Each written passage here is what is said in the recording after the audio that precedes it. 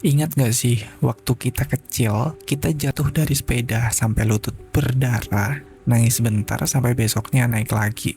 Kita nggak peduli tuh pendapat tetangga kalau kita jatuh lagi. Tapi kenapa sekarang, kalau misalkan kita mau belajar skill baru, atau nyoba hobi baru, saja mikirnya bisa berbulan-bulan.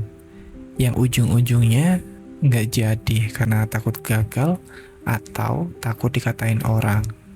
Halo semuanya, saya Arif Mahendra. Setelah hampir 2 tahun vakum dari YouTube, saya akhirnya sadar teori habisin kuota gagal yang dulu pernah saya bahas ternyata jauh lebih sulit prakteknya pas kita sudah masuk usia dewasa. Hari ini saya mau bedah alasan ilmiahnya kenapa kita ngerasa kayak gitu, biar kita nggak cuma bisa nyalahin diri sendiri. Alasan pertama itu murni soal biologi. Otak manusia itu ternyata baru benar-benar matang di usia 25 tahun. Dan bagian yang terakhir kelar dibangun itu fungsinya sebagai manajemen resiko yang bisa bikin kita jadi lebih waspada.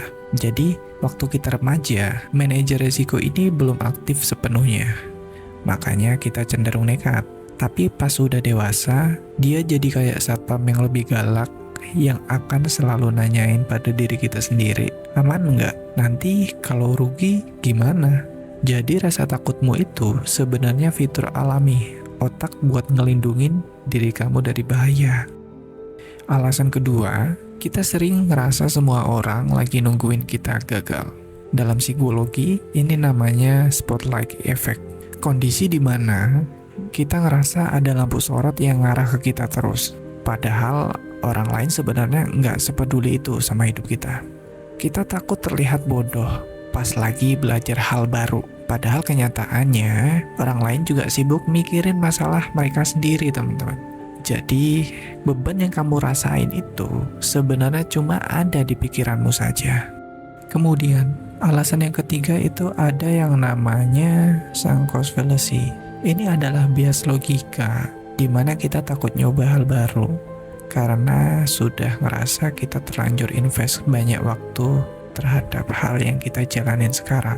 Jadi misalnya, wah sayang banget nih gue udah kerja di bidang ini 3 tahun, masa mau mulai dari nol lagi? Padahal bertahan di tempat yang gak bisa bikin kita tumbuh karena cuma sayang waktu itu ibarat kamu terus makan makanan basi karena cuma sudah terlanjur bayar. Terus sekarang yang jadi pertanyaan kita semua adalah gimana sih cara ngelawannya? Beberapa yang bisa kita terapin di dalam mindset kita adalah pertama, jangan jadiin kegagalan itu sebagai label diri. Maksudnya gimana? Jadi maksudnya seperti ini. Misalkan kamu gagal, bukan berarti kamu itu adalah orang yang gagal.